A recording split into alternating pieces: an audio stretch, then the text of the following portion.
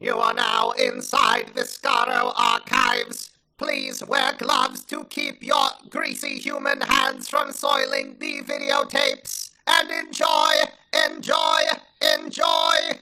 I'm gonna touch all the books I want. Then you will be exterminated.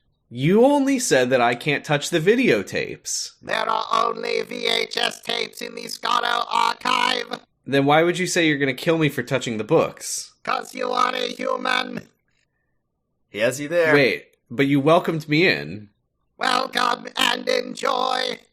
But die? And die. Enjoy your extermination. Thank you. Are you Davros? Who is... I That's forgot. just... No. He's just like the Dalek librarian who rolls This is around. just a Dalek. He's just a Dalek. He's not like... Davros is a guy. He's Big Head Dalek, but he's also just a dude. Okay. Can I give we're in a hurry. We've got 15 seconds to record this episode. Let me just I forgot. Sorry.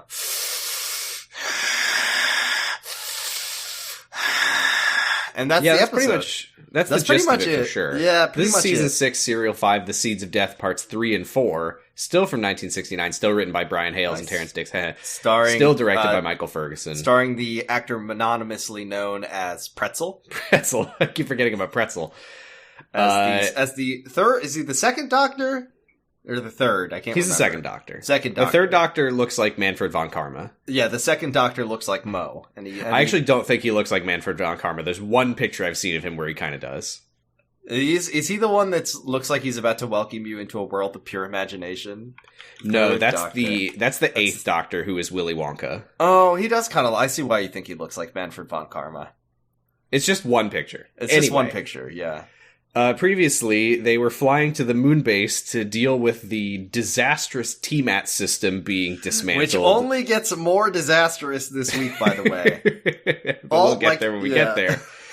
And the homing beacon stopped working because Phipps fucked with it to make his booby trap work, and it did. But then they're gonna crash. Oh no. But because it's a Doctor Who cliffhanger, they resolved this in all of 3 to 4 seconds. Yes, the cliffhanger has no bearing on anything that goes that happens after it.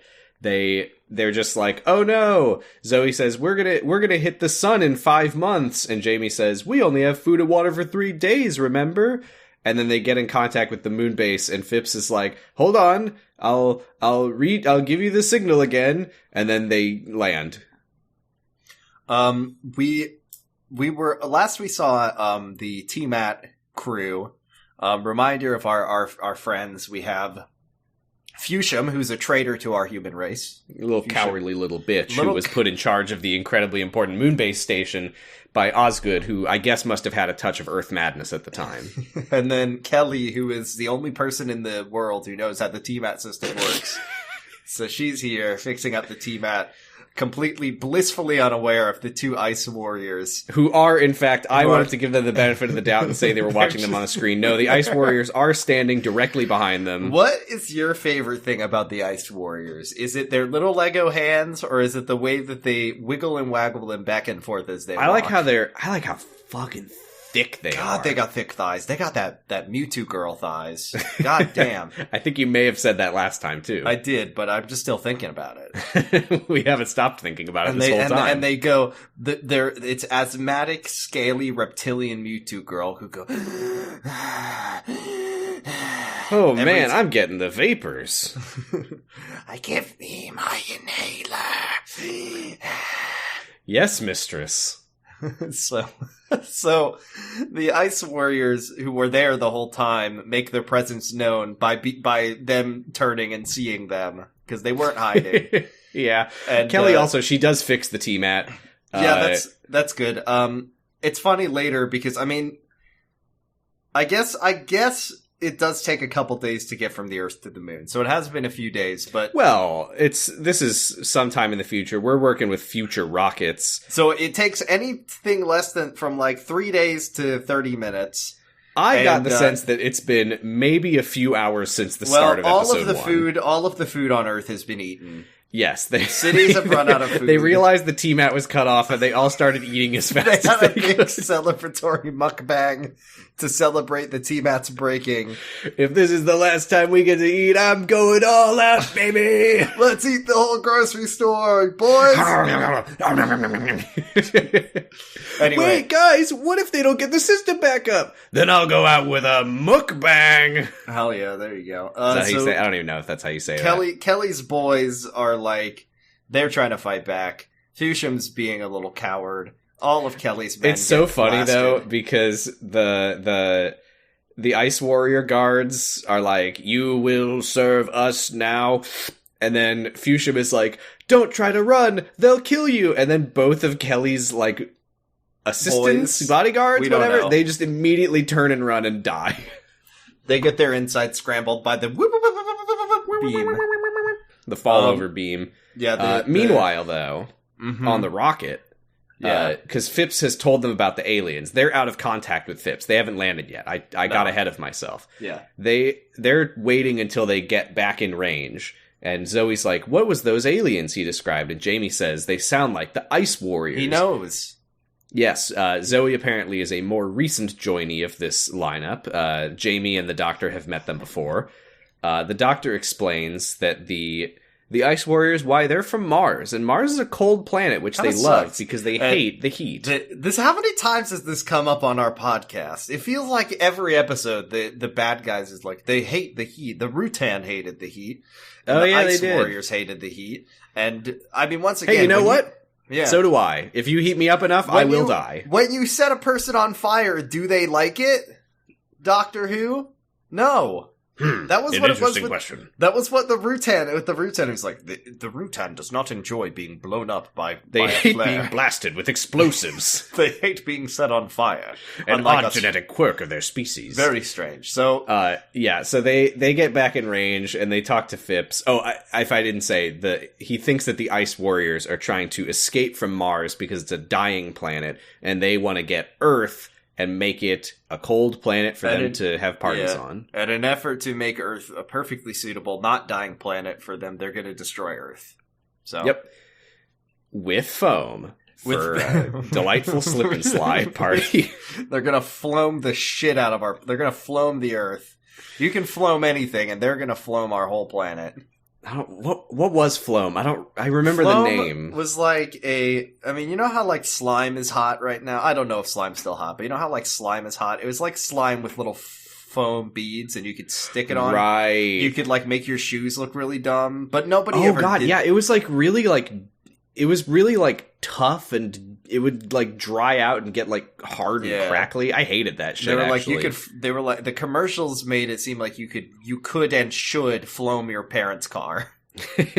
I think I just like played with some at like a store in a mall once. And I was like, this sucks. This is a shitty toy. This sucks. This is not as fun as the commercials on Nickelodeon made And then it sound. the Ice Warriors snuck up behind you and they took And then they killed me and I died. The end. That's the end of the episode because that just happened right now. I'm a child. Yeah. I really liked when they're like, Phipps, can you get the homing beacon to go again? And he's like, okay. And they lock onto it, and they all get in landing position as they fire the retro rockets, and they're all like, but you can clearly see that the little map that Kelly gave the Doctor is just sitting on the console perfectly still. So here was my joke I came up with was, I mean, it's just a label for the whole rocket, because this is the 1960s. It is a retro rocket. Nice. Hell yeah. And just for like a second of extra peril, I guess, Phip blasts, or he turns the transmitter off again does he try to blast another ice warrior? No. It like runs out of power. He's saying like, it's almost out of power. It might break.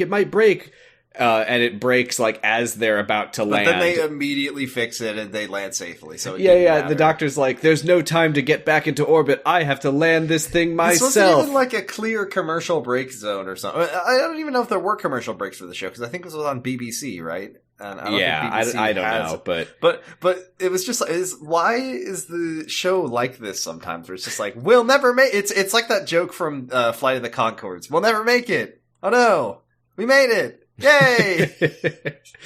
Yeah, he's like, I'll have to land this thing myself, and then Phipps is the transmitter, and they lock onto it again, and then they land. It's like, okay, cool. Speaking of Phipps fix it, do you know that my entire life, I mean, it was only until today that I got the joke of Sneed's Feed and Seed, formerly Chuck's.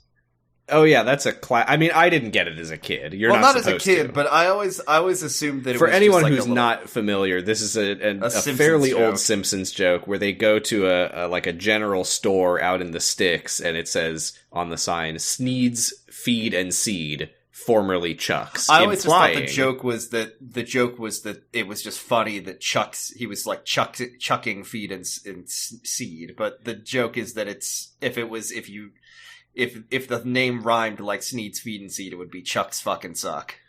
I don't know why that's what it would be, but I get the joke there. That's apparently what the joke. It's not one of the best Simpsons jokes. Frankly, people really like to talk about it because it's like, I kind of can't believe that they got this on TV, but the joke is also not really that good. It's not a very good joke. It's very like, you have to really extrapolate it from your brain. And then when you get there, you're like, like swearing. Got it. Yeah. Anyway, so they land in a big bowl, and everyone pretends to get thrown around. Whoa, it's this classic spaceship acting. And so the doctor says, I'm going to go look for Phipps. You stay behind and take care of the rocket, refuel it and such. He says, the good thing Kelly and Radner gave me this map. And Zoe is like, okay. This was weird because I assumed that this was setting up for something, but it's not. Where Zoe's like, okay, Jamie, you keep an eye on the fuel gauge and don't forget to switch it off once the rocket is full. And he's like, yeah, I get it. And I was like, so he's going to fuck up and something's going to go wrong. But then he doesn't. I saw so that's really just Zoe being mean to Jamie for no reason. I saw a tweet the other day of a person who was trying to put gas in his boat. And I guess he just missed the gas nozzle and just spent like 20 minutes dumping gasoline onto the ground without noticing, and spent like $500 or whatever on fuel that he had just wasted. I need to fill my boat with gas. And he just starts dumping gas inside the boat. I mean, basically that's what this guy did. So that's what I think Zoe was trying to keep Jamie from doing. And listen, one time I went to a gas station, and I don't know if I've mentioned this on a podcast, maybe I have, but I put my credit card in, and I had the gas, and I was about to put it into the car hole, and it just started pouring gas out. I didn't even touch the pump handler. It just started pouring gas out. It was fucking terrifying. You were having a little Zoolander gasoline fight. Well, I did. I mean, I was like, I might as well make the most of it. Might as well have some fun. Yeah. So I just started throwing it at the nearby other customers. Zoe leaves, and we had a really good laugh. It was cool. And then someone lit a cigarette and you died. It was a really good day, actually. Zoe leaves I had Jamie my first cigarette. Zoe leaves Jamie behind in the rocket. It will never. Yeah, because she's gonna check for damage. I didn't know what this moment was where because he's like, what does it matter? We already landed. And she's like, it's not the landing I'm worried about. It's the takeoff. And they play a dramatic music sting. But the whole thing was that they were going to go up there to fix the TMAT system. So once they fix it, they don't have to take a return trip. Is the idea that she's planning? I was like, is she planning on abandoning the doctor? But it doesn't come up again, so that's fine. So Fushim tells the Ice Warriors that the TMAT is all fixed up, and they say, "Great, we're gonna win." We win. So that's that scene. Yep, that's it.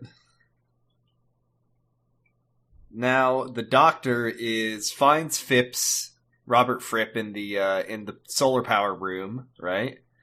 Yeah, I was hoping we wouldn't go back to Robert Fripp, but here we are. Yeah, well, it's now that I do know what his name actually is. His name is Phipps. It's a bad name. It's not a good name. It's fine. It's a bad name. The doctor has decided that the only solution to stop the Iceman is to destroy the TMAT system. Which I have to say, that feels really hasty, considering that he's like, oh yeah, I've dealt with the Ice Warriors before. I know that they hate heat. Anyway, we should probably destroy the system that everyone on Earth relies on. The one that we find out it being down for 30 minutes means nobody has food anymore. Does that mean there's no grocery stores or anything anymore? Do they just team out the food directly to their mouth? That's what I had. I had this in my notes later when it comes up, but I was like, this makes it sound like they do not have food. They only eat food. Like it's like farm to team-at to table. Everything. No, it's not even to table. It's team-at to stomach. You team-at directly. You don't even eat it. They just put it straight in the It's Cinco food tube technology. You just press the button and you're full, and you go, that was efficient. The farmers beat the shit out of the crops with a hammer and team-at it into your stomach. They pick it, they blend it, and it gets team-added right into your belly. You're just standing there and you just hear beep boop, and you're like, I'm full. You don't even get to decide when your meal happens. It happens at precisely 11:30 every day. You just hear a booming computer voice go, "Enjoy your meal." Time to eat. Today's menu is a delicious spaghetti bolognese and a side of cornbread. Enjoy. And then you just... And then you're full. Wait, my stomach hurts for unrelated reasons. Oh! If you are lactose intolerant, take your Lactaid now. Oh god! Oh now shit! Beaming Lactaid into your stomach. This is a great world. I want to live in this world. God, I wish. I wish that were this me. was real. So the doctor, he says we're going to destroy the T-Mat, and he goes back to the rocket and he tells them his plan. And he's like, so make sure the rocket is ready for takeoff. Bye! And then Zoe comes back, and Jamie's like, oh yeah, he's going to destroy the T-Mat. And Zoe's like, wait, the motors are busted. We can't take off with this rocket. We need lots of gold. But it's the only way. But the doctor, he's already gone, and they can't get him on the radio. So they're like, shit, we have to stop him before he destroys the T-Mat. Hey, the good news is, that plan never comes to fruition. It never comes up again. I mean, the next part of the episode is just an extended sequence of, it's basically Scooby-Doo. It's basically oh my god, it really is. It's just people running back and forth from the Ice Warriors and running around in the Hall of Mirrors that they have. Why on the is there a base. Hall of Mirrors? I'm glad you wrote that down, too. It can be very stressful. Sometimes you get space madness working up here on the moon. You just need to unwind with a quick break in the Hall of Mirrors. One thing I know from media, you read like Killing Joke by Alan Moore, and the Hall of Mirrors is a very stabilizing, calming place for sure. It's just, if you go in there, you zen out, you listen to your Tibetan drones, and you feel a lot better. I think that's how Jared Leto got in character for Suicide Squad. He just hung out in a Hall of Mirrors for a while, probably. So, unfortunately for the Doctor, he does get got by the Iceman, and this is like a top Doctor pathetic moments scene to me. It's really funny considering that we've seen 2 Capaldi episodes, and in both episodes he's like, I like getting caught because then I get everything that I want. This Doctor's like, don't kill me. I'm a genius. Please, I'm very smart. This is fun though. I like we're seeing he's a bit of a bumbler. He goes, "Hey Mo, what are you doing?" He's a bit of a stooge. He's a bit also when he says he's like, "Wait, don't kill me. I'm a genius." They just go, "Genius. He will help us solve our math homework." Also, I don't know if you mentioned that in the Scooby-Doo sequence, Kelly escapes and meets up with Phipps, and they escape together. There's a part where the Doctor, he runs away, which is kind of surprising that this works, considering all we've seen the Ice Warriors do is kill people who are trying to run away. Mm-hmm. But the Doctor, turns around and runs back and, kind of just pushes the Ice Warrior around a little bit and then runs away again. He does a fucking CQC judo takedown. I was really impressed by it. I was trying to figure out, I was like, did he, steal its gun? I don't think he did. I think he literally was just like, take that. He was doing a little Three Stooges. He was going, also, they're playing, 60s dark wave circus music the whole time. Very... very, very weird. So we get a lot of scenes of because the Doctor's captured. And Zoe and Jamie are doing Hyrule Castle sneak-arounds. Yeah, I have to say, by the way, they really made me think that Zoe was smart last week. Zoe is a fucking idiot. They're all fucking idiots in this Zoe episode. and Jamie, they're like looking for the doctor, and he's like, ugh, women are always getting lost in the T-Mat moonbase while looking for the doctor and trying to avoid the ice warriors who are attacking them. And then they like hide around a corner. And fortunately, the Ice Warriors have very bad peripheral vision because this is like the 8th time that we see an Ice Warrior just walk right past somebody who's like pressed up against a wall and not notice them. This is not the scene. This is not the scene where a character is turning a big dial and looking to Kelly for approval, right? No, that's later. But the Ice Warrior like walks ahead and gets like 3 feet away from them, and then Zoe's like, the Ice Warriors, and it's just like, I'm going to kill you now. I hear you whispering. You're standing right behind me. No, and they're like, oh, listen, shit. listen. Some anatomical flaws over the Ice Warriors. Number one, they can't see peripherally because they have big stupid helmets on. They do have big stupid helmets on. Well, they can't hear over their stupid breathing.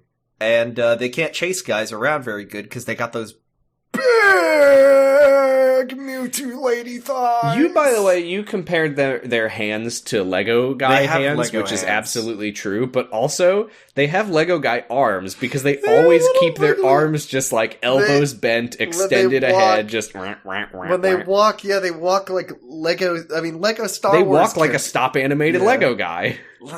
Maybe that's how they were made. Who knows? Stop motion. Stop animated. What the fuck? Stop animate me.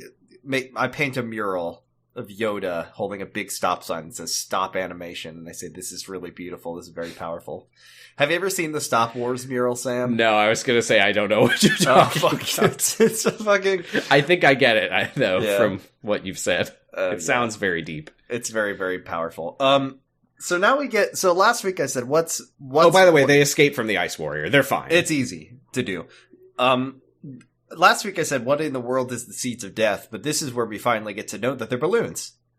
Yeah, they're balloons full of fart gas, and the Ice Warrior leader, he orders Fushim to dispatch a certain cargo to some of the biggest cities on Earth, and we get a list that I'm not going to bother repeating, because it'll come up later. And they drag the doctor in meanwhile. They keep calling him a human, by the way, and he doesn't ever correct them. I know. I'm like, do they know? Surely he was always a Time Lord, right? There's no way we're going to find out that, like, post-regeneration, they decided he wasn't human. Right? I think he just didn't correct them. But he just didn't correct them. So I love him in this scene. He's being very coy because no. That's the 5th Doctor is McCoy. Ha ha ha. No. Yes. That's the 7th. Sylvester McCoy? Yes. Are you sure? You're right. The 5th Doctor is the blonde man. Oh, yeah, you're right. I mixed up their names. Yeah, he's my... Fake fan. Fuck, shit, damn it. Oh, he's being very coy, though. The Ice Warrior is like, how did you get here with no T-Mat? And he's like, ooh, well, I don't know. And he's like, did you take a rocket? And he's like, maybe, and I a stinker. And the leader is like, okay, well, there's no way you took a rocket, so you must have been hiding here the whole time. Wasn't it Fushim, or did I make this up that Fushim was like, there are no rockets, they got rid of them all years ago? I mean, that was definitely said last week, but I think another character this week says that there are no more rockets. Yeah, I mean, that's just a fact of the world. Yeah. And the Ice Warriors know it. They're like, you can't have gotten up here, there's no rockets. And the doctor's like, well, that's what you think, but you have no way of knowing for sure that there's not a fleet of military rockets on their way here to kill you. And then the Ice Warrior leader is like, no way, dude. I know that the humans on Earth are dumb as fuck. They love this T-Mat more than anything else. There's no way there's any rockets left. And the doctor's like, shit. Is this when we see them carrying the balloon? Yes. We hear that the Grand Marshal of the Ice Warriors, who we don't see. Great. Yeah, don't look at my notes where I did accidentally spell it like the name Marshall. I mix that up all the time too, it's fine. The Grand Marshal has ordered them to prepare the seeds, and they bring in this weird plastic box. And then Fushim is like, I'm scared of them. And the doctor's like, well, I'll make you help me. And Fushim's like, please don't. All of our other characters regroup, so that's Kelly and Phipps and Zoe and Jamie. They're all going to help figure out what to do with the doctor. Phipps, Zoe, by the way, is like, the Ice Warriors don't know about the solar whatever room that we're in. the solar room, by the way, which has like a translucent mesh door that you can see through. And it's labeled. It's labeled. I don't know why he's like, they don't know about this room. No, one of them tried to come into the room and you killed him. They definitely know the room is there. And Zoe's like, well, what if we, they can't stand the heat. Well, what if we turn the heat up? And then Phipps, and this got a real kick out of me, Sam, is like, oh, well, why don't we go through the maintenance tunnels and turn the heat up? It's in the central room where all of the Ice Warriors are. Unfortunately, on our all-important moon base that controls the logistics and shipping systems of the entire world, our all-important maintenance ducts have not been used in years and are rusted shut. Because you wouldn't want to be able to maintain your incredibly important moon base, yeah? I'm noticing that Doctor Who really likes it when there's aliens that the guys on the incredibly important space station need to kill, and they need to get through the maintenance hatch, but there's something that keeps them from going into the maintenance hatch and getting to the room where they push the button that kills all the aliens. There's always usually a button that you push to kill all the aliens. This is very, very similar to the plot of Satan Pit. Mm-hmm. But they don't, there is no Satan Pit. That's the only difference. Yeah, there's no Satan Pit in this one. There's no PS2. Normally anything that needs to get through the maintenance tunnels, they just team at it wherever it's going. It's so easy. So the doctor though, he convinces Fushim, he's like, look, if you don't help me, I'm still gonna do my plan anyway, and I'll get caught, and then they'll kill both of us. So you might as well help me. And Fushim's like, fuck, okay, you got me there. Right. The doctor is trying to get to the balloon pot, the seed. And then he gets caught? Is that right? Yeah, this was really stupid and fucking pointless. The whole thing because is stupid. his plan is like, okay, Fushim, you make the guard look that way while I look at the seed pod box that I don't know what's in it yet. Sorry, my bad. And then Fushim's like, okay, and he's like, look over here, guard. And then the doctor walks over to the box, and then another Ice Warrior just sees him and is like, hey, what the fuck are you doing? Anyways, the balloon that is the seed of death, the balloon inflates. Yes, the box is full of seed pods that are balloons, and when they explode, they fill the air with fart gas, and then the doctor chokes and collapses. But he's not dead.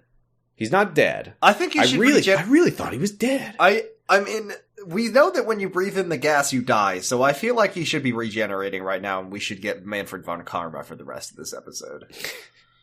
Well, he's got 5 lungs or whatever. Mm-hmm.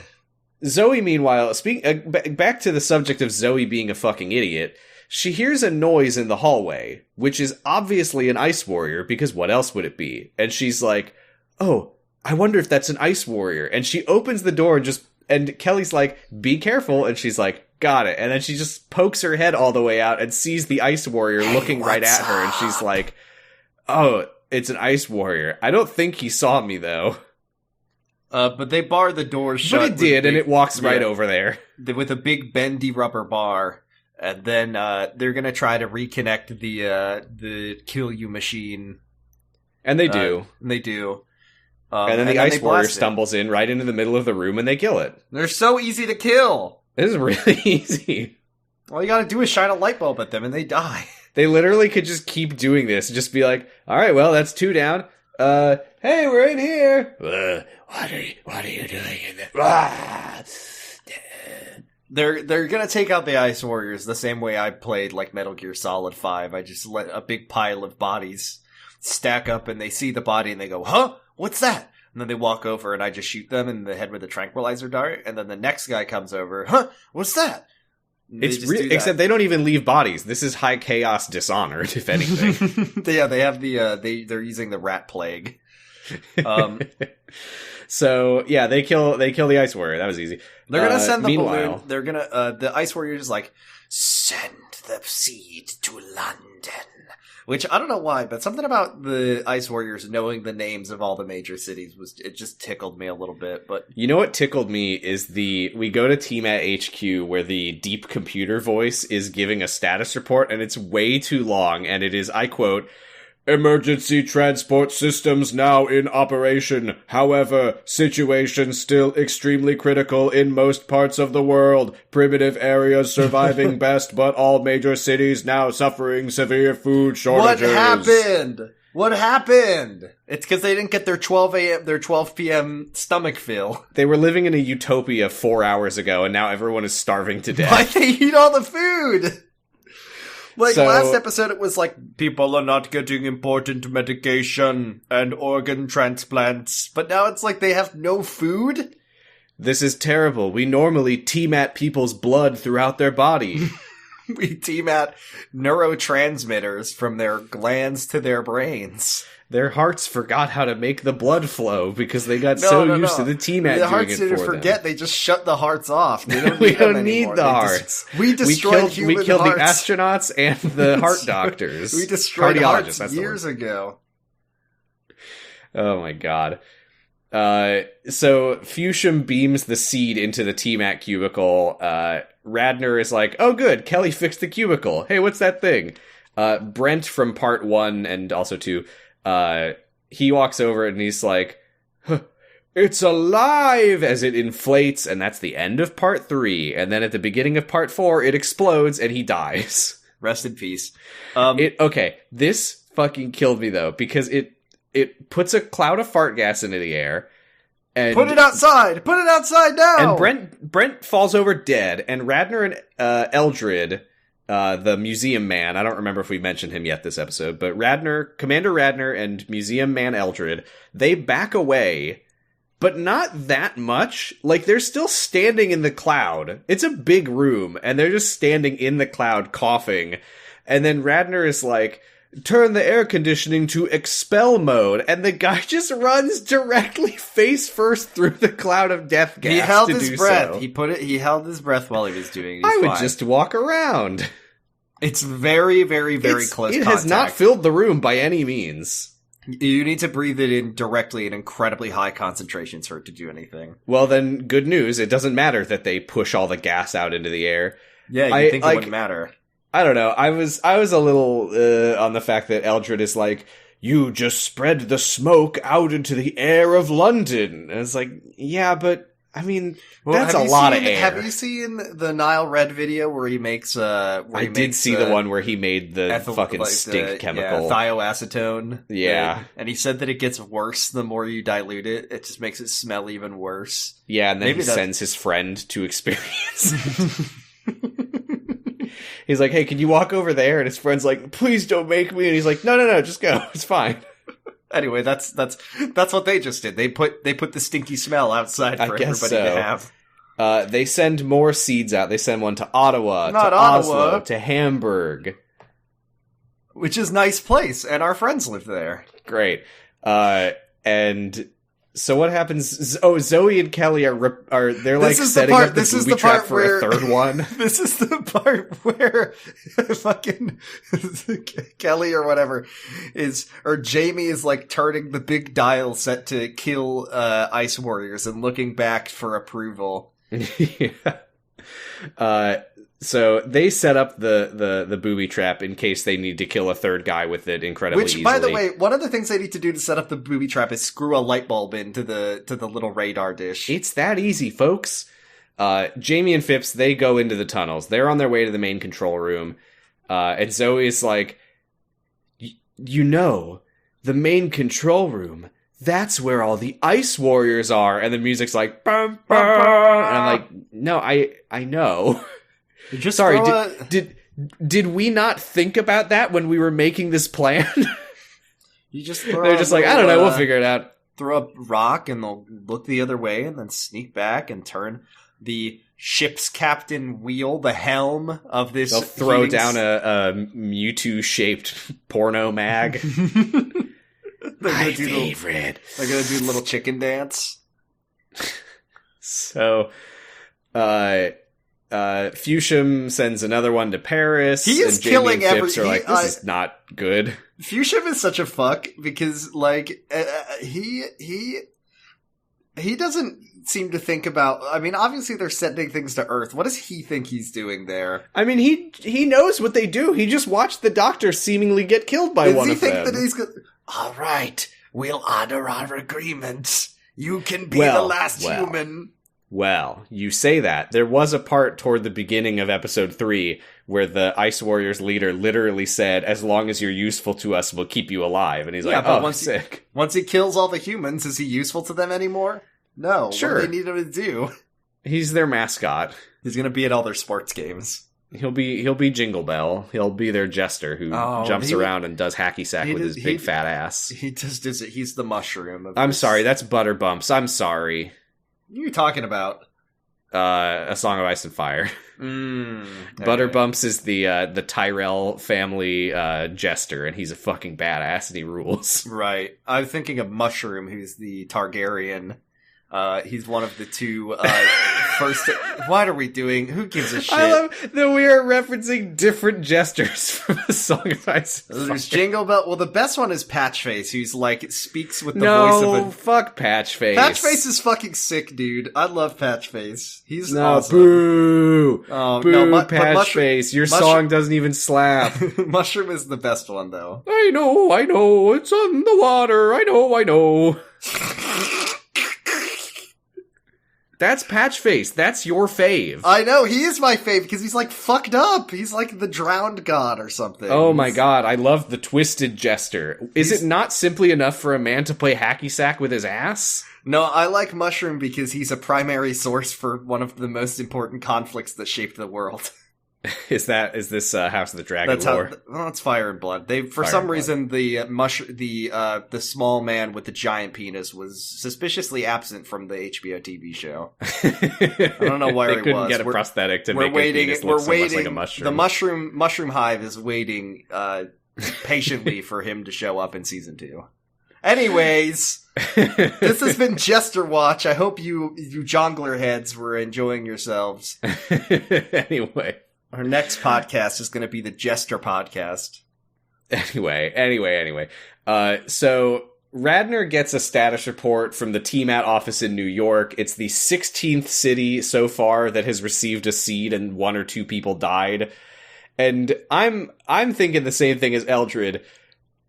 Is their plan just to kill a few stray TMAT technicians across the planet? Because that's all they're doing. No, because when we see later, they look outside and it's foamed up. Yes, it does. We do find out that it's getting foamed up. And they get the autopsy report back from Brent. I like how the TMAT office has a fucking coroner on deck. Well, people in the TMAT office we didn't mention this part of Travel Matt, is that people who work on it are constantly dying. Yeah, they constantly get space madness and die. So they say he died of oxygen starvation, but Eldred's like, that can't be right. That takes like 3 to 4 minutes usually. But the smoke must have had some kind of toxic component. Hopefully it doesn't fuck everything up now that we pumped it outside, and then we see a nasty blob glooping around on the ground outside. And we go, gross. Uh-oh. Yuckaroo. It's a rootin'. Gross. Just Leela pops in and throws a knife at it and brags and gloats over its dying body. Hell yeah. Fuchsium sends out the last seed for now, and then he goes to check on the doctor. He is still breathing, but he's unconscious. Mm-hmm. And the leader of the Ice Warriors is like, well, that's weird.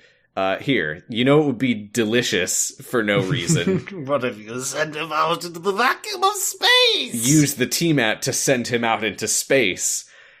I don't know why he's so set on this when we know that there's like an airlock right next to them that they could just throw him out of. They have guns. They have super melting guns. But he really specifically wants the doctor to be blasted out into space with the TMAT. And also Fuchsium is like, but I could never kill a man. And it's like, you've killed all the men and women. I thought I was sending them gifts. I thought they were funny balloons. Yeah, the Ice Warrior is like, you're getting really fixated on your conscience, considering you just killed your entire species with those seeds. And Fuchsium's like, wait, what? What? But he says it doesn't matter whether he wants to or not. he can't, because the TMAT cubicle can only transmit to other cubicles. And the Ice Warrior's like, can you reprogram it? And he's like, well, yeah. And he's like, well, then do that. He really wants to teleport the Doctor into space. He's like, and the reason for that is because if he didn't want to do it that way, there's no way the Doctor would get out of this alive. Because what ultimately happens is that Fushim pretends to send him into space and just sends him somewhere else. Easy. Good thing they didn't just shoot him dead on the ground. Right. Meanwhile, the way that they've killed every other character they've killed. Meanwhile, we get a scene of Jamie and Phipps trying to unscrew the screws of a grate, which reminded me deeply of a fan fiction that we read one time, where Kyle and Jesse spend a very long time telepathically unscrewing and levitating screws. Oh my god. Oh man, that was the same fanfic where Kyle XY got really into raw food. The raw foods, and he got a superpower where regular food tastes like shit.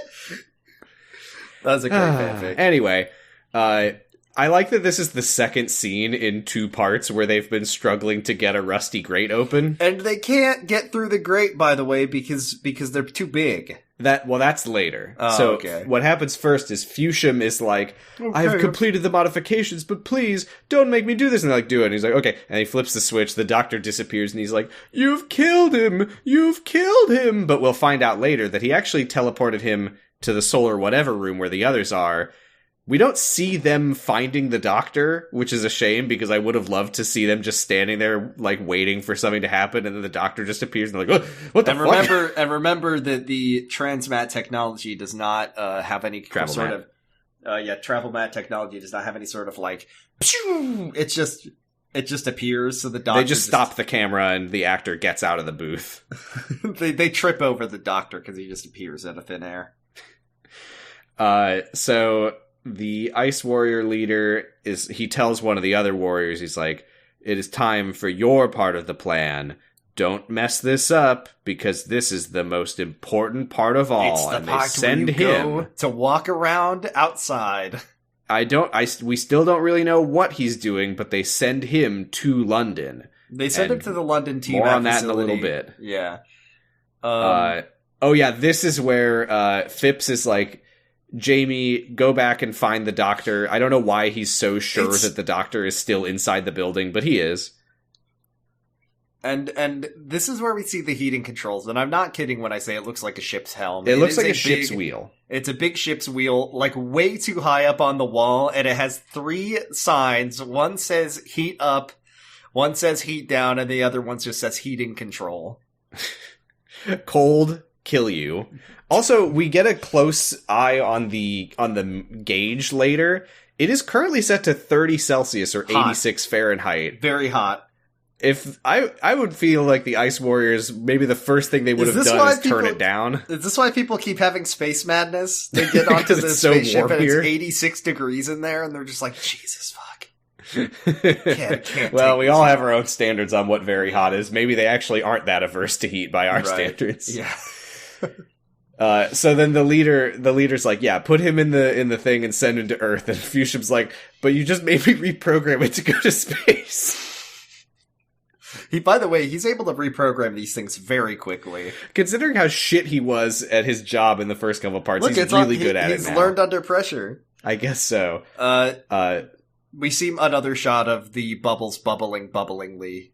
Yeah. And the computer tells them that even more TMAT staff have been confirmed to have died. Yeah, this is where we find out what is going on, and it's that there's some kind of fungal blight. It's happening. The plants are rising up.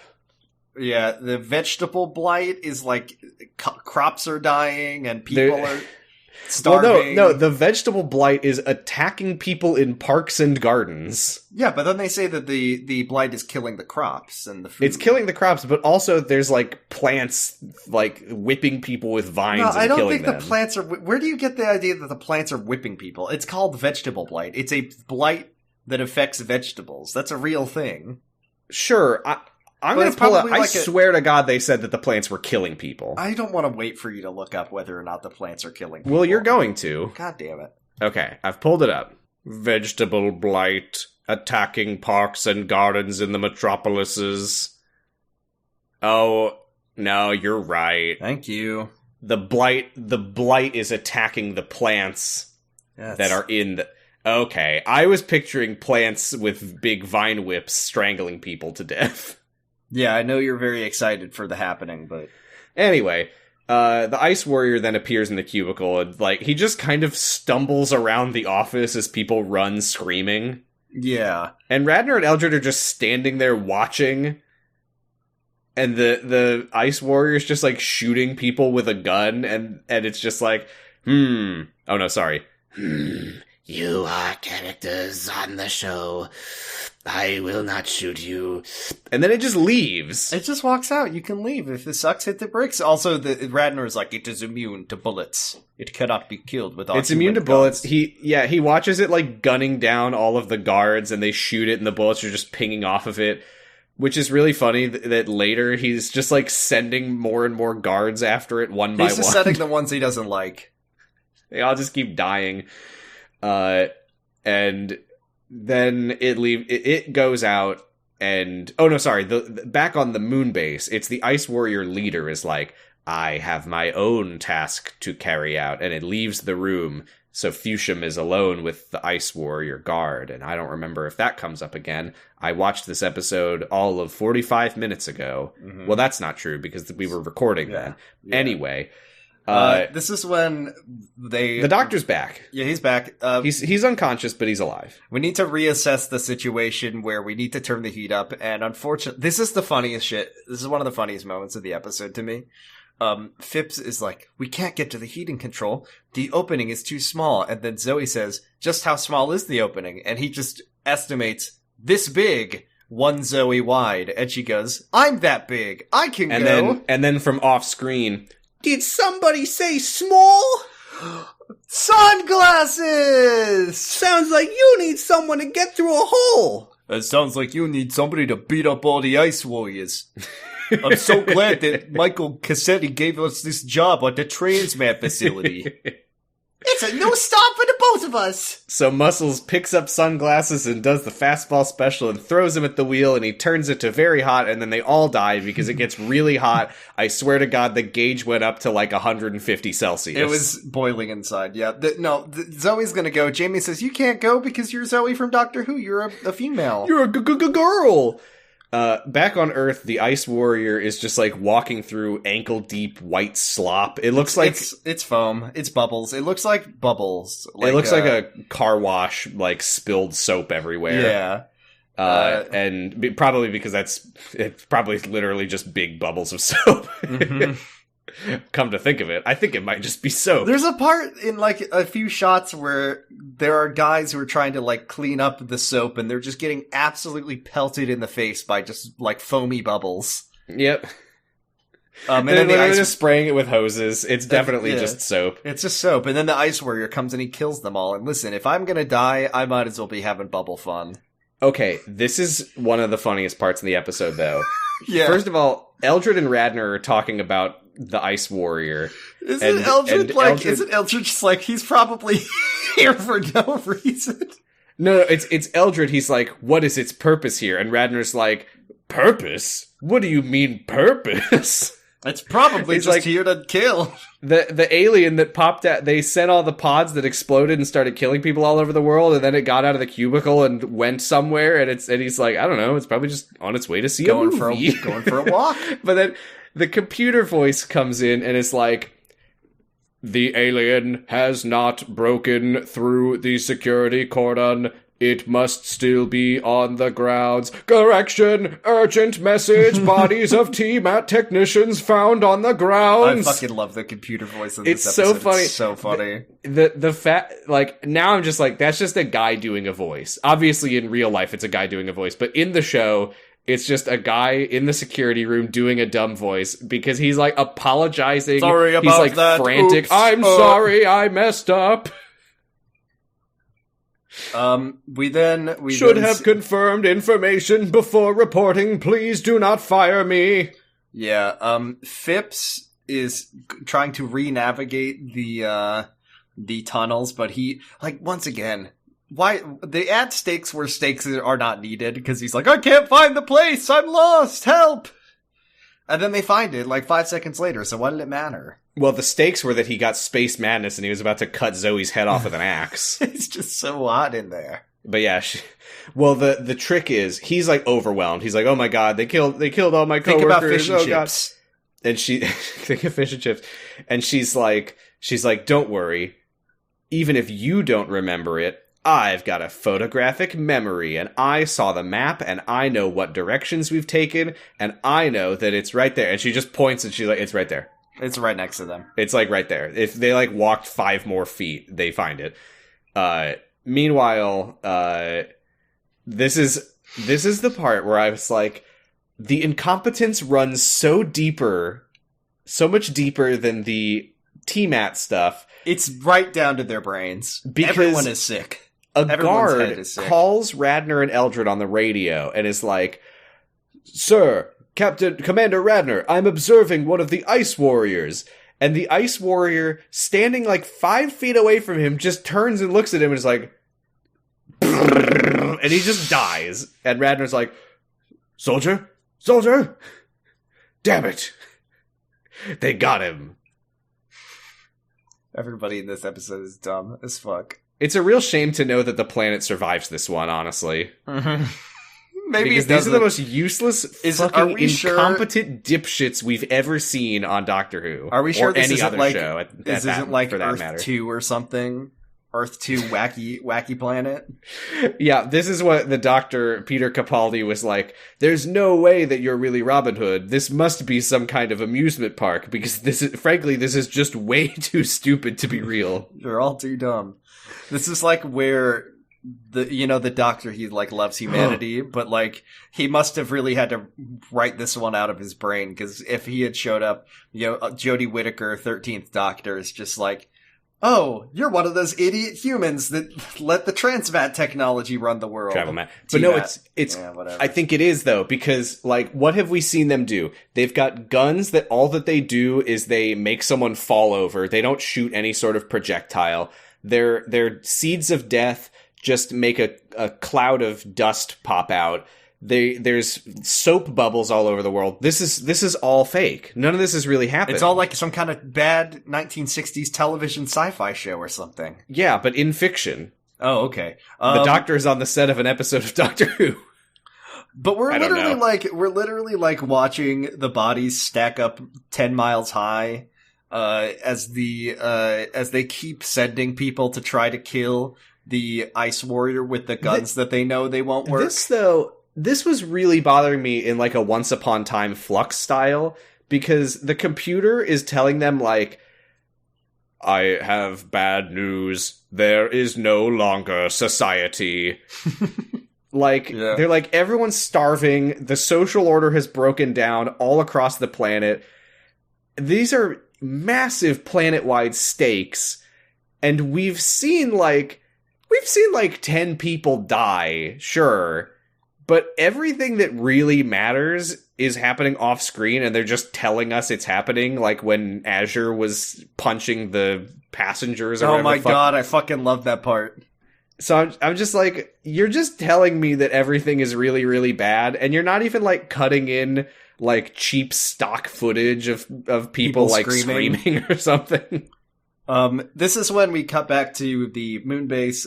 This is when Zoe uses her photographic memory to remember. Sorry. One critical thing. Eldred, he figures out the secret because he looks at the map and he's like, all the TMAT centers they're sending the seeds to are in cold climates or places where it's winter right now. And whatever they do with that, we won't find out until next time. We have to globally warm the Earth. We have to burn all the fossil fuels as fast as we can. Hey, look at us. It's the year 2250 or whatever, and the Ice Warriors still think that Earth is a suitable place for them to go. Good for them. I mean, they got rid of transportation. They just use TMAT, so sustainable. Zoe finds her way through. She looks through the grate, and there's an Ice Warrior right there, right in front of her. Oh no, how are they gonna get there? Finally, okay, this is the scene right at the end of the episode where Jamie where Kelly keeps trying to turn on the big dial that says "Kill all the Ice Warriors" and looks back to Jamie for approval. Okay, but the Ice Warrior walks into the solar whatever room. Doesn't see them, even though they're right next to him. Then walks out. It walks into the... No. It walks into the center of the room where the trap is set up, and it stands in the middle of this circle of beams. And they're, like, pushing buttons and turning dials, and they're just, like, silently mouthing to each other. They're like, what the fuck was it? It's not working. And then it just stands there, and it doesn't see either of them, even though they're literally standing right next to it, like a foot away from it on either side. But it sees the unconscious doctor, and then we cut to the next scene. So we don't know what happens yet. The next scene is the Fuchsium is so tired. Killing all humanity is hard He's like, work. guys, we've been at this for like an hour now. I'm hungry. I didn't get my 12 o'clock stomach filling. Since you broke the T-Mat. Or since Osgood broke the T-Mat. Yeah, he's like, can I get some sleep and a meal, please? And then he looks over and he sees Zoe and Phipps in the hole in the wall. And they make eye contact. And he's like, oh, boy. All right. And he's like, oh, actually, and he gets up to distract the guard. He's like, I need to go fix the cubicle. Come take a look at this. And Zoe, she jumps through the hole. She sneaks over to the controls. She starts turning it. And we see the heat rising from 30 Celsius to 40 Celsius, which, again, it's now over 100 degrees Fahrenheit. And the Ice Warrior guard in the room is just like, what's going on here? It's not like, no... It's too hot. No, like there's no indication that 100 degrees is anything to it. But it looks over and it because Phipps warns Zoe. He's like, look out, Zoe! And the Ice Warrior sees him and shoots at him. We don't know if he's okay. That's going to be a cliffhanger, which means he's okay. And then it turns and it approaches Zoe, and that's the end. I hope we don't. I don't want to watch. I don't want to see how this. I don't want to see how this one ends. I'm bored of it. Give us something else. Let's flip a coin and let's wrap this. Do we want to give this a letter grade? C minus. I give it a solid C. I think it's got the fun factor, if nothing else. It's dumb as hell, and I really appreciate that. Yeah. All right, I will share my screen for transparency. I'm on random.org. What kind of coin would you like me to flip today? I would like you to flip. Let's see our options, please. Do you want a US coin? Give me a 100 yen coin. All right. Sure, that's in here. It's got to be in here. I don't think it's in here. Give me a Arkansas state quarter. We don't have Arkansas. I'm going to go ahead and flip a loonie. Okay. It's tails. We're not watching it next time. Yay! Okay, let's randomly generate another one. All right, what do we got? The Mind of Evil. The Mind of Evil! We might be on the third Doctor. Hmm? Season 8, we are on the third Doctor. Ooh, we got Manfred von Karma. The Mind of Evil, that is the... I need to reformat this list now. The Mind of Evil, Season 8. This is John Pertwee. That will be the second serial of the 8th season. Ooh, this one has the Master in it. Or the season has the Master in it, it looks like. I don't know if this story necessarily will. So this will be the second season of the third Doctor. Damn, he got a lot. He got 5 seasons. He was there for a while. Do you see how fast I'm scrolling because of my fast scroll wheel? Check this out. Mm-hmm. Whoa! Are you impressed? Damn! That makes it seem But now let me switch it to loud mode. Ooh, that's way more control. All right, well... Your contributions, listeners, can help Sam buy a better scroll wheel. This is a new mouse. It's a nice mouse. It's just not great for podcasting because the clicks and scrolls are so loud, which are things that I have to do while recording. Thank you all very much for listening to this episode of the Scaro Archives. We'll see you next time, and thanks for the money, sucker! Thanks for the money, suckers!